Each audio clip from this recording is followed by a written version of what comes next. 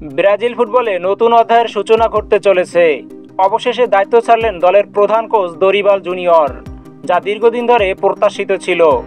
তার অধীনে ব্রাজিল দল প্রত্যাশিত সাফল্য অর্জনে ব্যর্থ হওয়ায় ব্রাজিল ফুটবল ফেডারেশন নতুন কোচ খোঁজার সিদ্ধান্ত নেয়।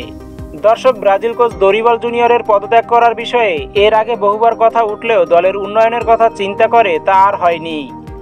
তবে সম্প্রতি আর্জেন্টিনার বিপক্ষে 4-1 গোলের লজ্জাজনক হারে টনক নেড়েছে ব্রাজিল ফুটবল ফেডারেশনের এবং ব্রাজিল সমর্থকদের সমালোচনার মুখেও পড়েছে এই দরিবাল জুনিয়র।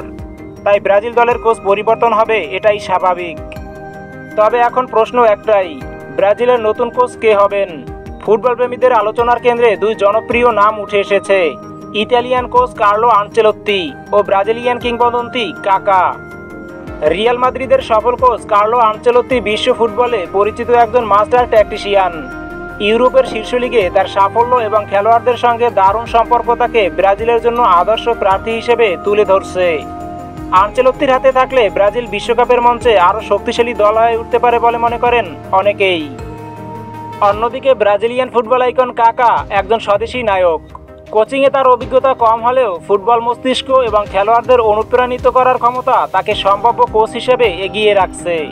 তার সঙ্গে ব্রাজিলের তরুণ খেলোয়াড়রা আরও প্রাণবন্ত হয়ে উঠতে পারে বলে আশা করছেন সমর্থকরা। ব্রাজিলিয়ান সমর্থকদের কৌতূহল তুঙ্গে।